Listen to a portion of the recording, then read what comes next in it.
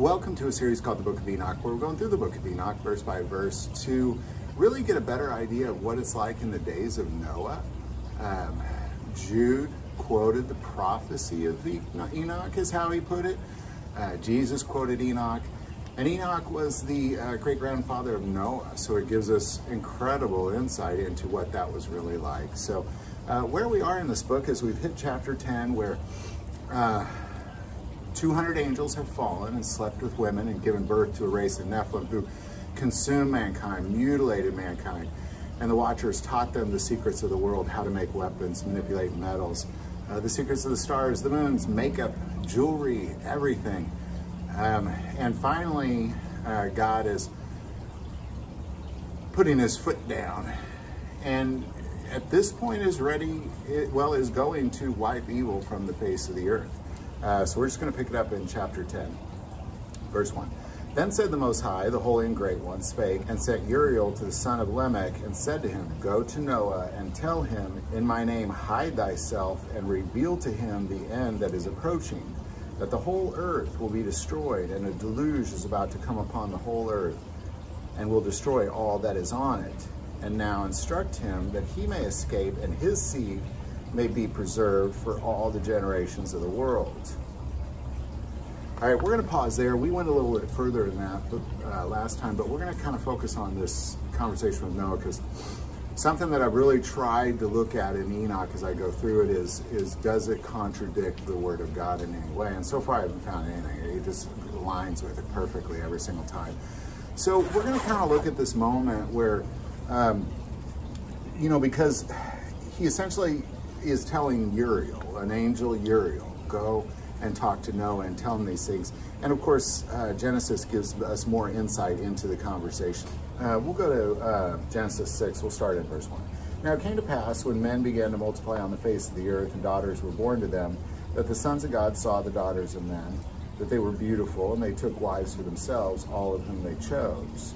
And the Lord said, My spirit shall not strive with man forever, for he is indeed flesh, yet his days shall be 120 years. There were giants on the earth in those days, and also afterwards, when the sons of God came into the daughters of men, and they bore children to them. Those were the mighty men who were of old, men of renown. Then the Lord saw the wickedness of man was great on the earth, that every intent of the thoughts of the heart was only evil continually. And the Lord was sorry that he had made man on the earth, and he was grieved in his heart.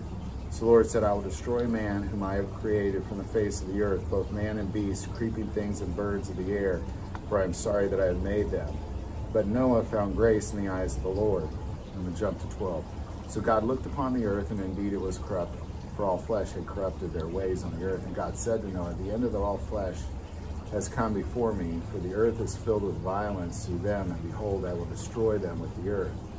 And then he gives them detail on how to prepare that ark. And ultimately what we're seeing here is because of the Watchers and what they had done, the fallen angel Satan on this earth, it crossed too many lines, way too many lines. And it was really, I think as humans, we have to look at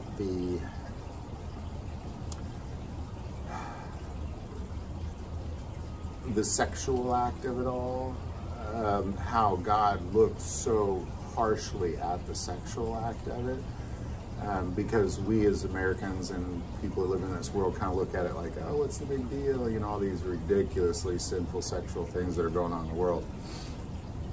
So let's just start there. But beyond that, it's really what God taught, or what the Watchers taught him.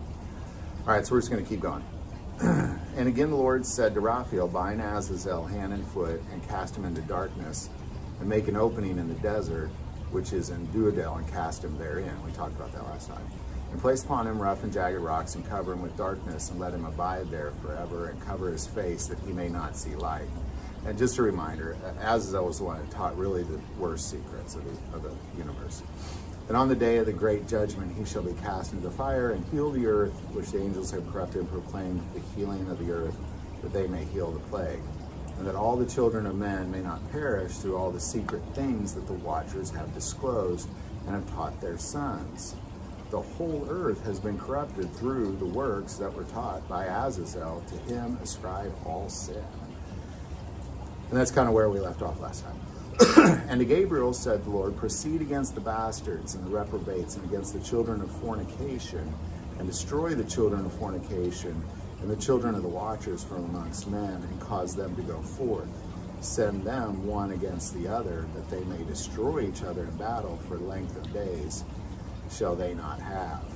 So now what we're having is ultimately the Nephilim banding together to mutilate mankind, enslave mankind, eat mankind, when mankind couldn't keep up.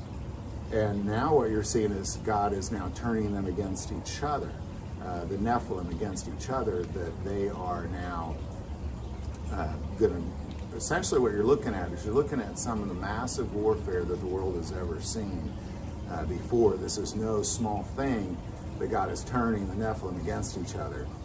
And cause them to go forth, send them one against the other, that they may destroy each other in battle, for length of days shall they not have.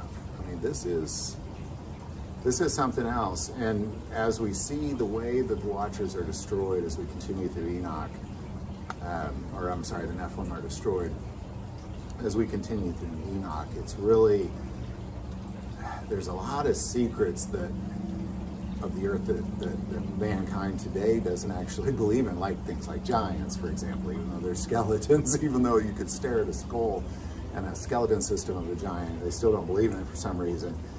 And the fact of the matter is the seed of all the races that were in this area,